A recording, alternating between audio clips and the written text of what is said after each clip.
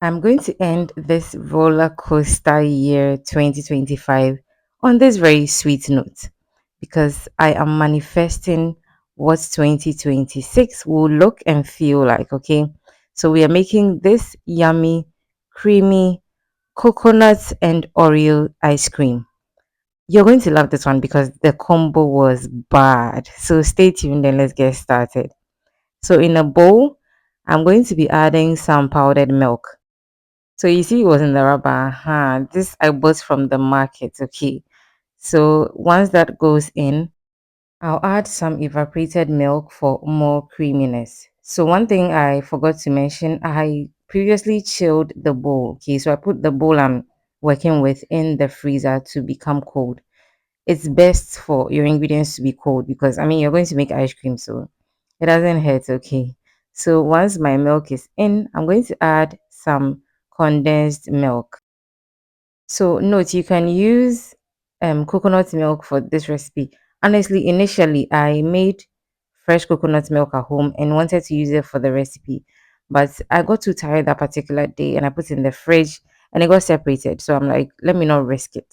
So I just used it for coconut oil, so the cold press method. Okay, but anyway, at least I didn't throw it away. So once the condensed milk goes in, I'll mix everything together properly till it's combined nicely. So I wanted to add something here. Using coconut milk will obviously change the structure, texture, and taste of this ice cream, okay? But it makes it certainly equally creamy. So don't worry if you don't have evaporated milk or you don't want to add evaporated milk. You can just go straight to adding your coconut milk, and that is fine, okay? So once everything is mixed up together beautifully, I'll add a bit of water to dilute it. First of all, I found it to be a little sugary, so I went in with a bit of water, and then I wanted it to be a little lighter at this point. I'll explain later, okay? So once everything is mixed up properly, I'm going to go ahead and freeze this. So by freeze, I mean put it in my freezer. So I left it in the freezer for about 2 hours. We don't want this to completely get frozen, and I'll explain as we go on.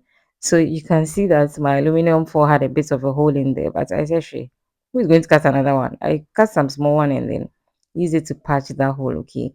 So like I said, this went into my freezer for about 2 hours, and then I brought it back. That's one because I added water and it became too light. And then at this point, look at the thickness we are working with. That's what we are trying to work with right now. So the reason why you don't want this to be watery is that once you add in the Oreos and the consistency is too watery, your Oreos are going to soak up the ice cream and it will become soft and you will not like it. Okay. So you need a thicker consistency to be able to maintain the crunch of the Oreos. Does that make sense? I'm sure it does. So as you can see, I'm whisking a bit of air into the mixture. So the aim is to get it back to a level of thickness where you can add your Oreos. Honestly speaking, you can skip this whisking step, okay? And once that is done, I'm going to go ahead and add my coconut flakes and then add my Oreo biscuits. The coconut flakes are also made at home, okay? So just fold it in there beautifully and then leave it in the freezer overnight or maybe about 6 hours and then you're good to go. And however you want to package this ice cream is up to you, okay? You can make them into popsicles, but I'm going to just transfer it into a big bowl because honestly, this was meant for me. It has been quite of a year for me, okay? And what's a way to celebrate myself than with ice cream? I'm not quite sure, but if you hear any kids in the background, it's only because they are home, so I can't do anything about it basically. So, like I said, this goes into the freezer overnight, and then when it's out, we are set to enjoy it. If you're new here, my name is Yasmi, and this is my kitchen taste and bloom. Please consider subscribing and joining this amazing blooming family. And if you're a returning subscriber, thank you so much for coming back to watch me.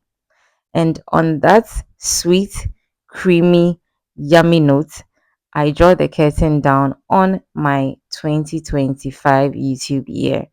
It's been an amazing journey with you guys. Thank you for riding with me. And I hope to see you all again, healthy and hearty, in 2026. Certainly try this recipe this festive season and let me know how it goes. And until we meet again in 2026, don't ever forget to keep blooming.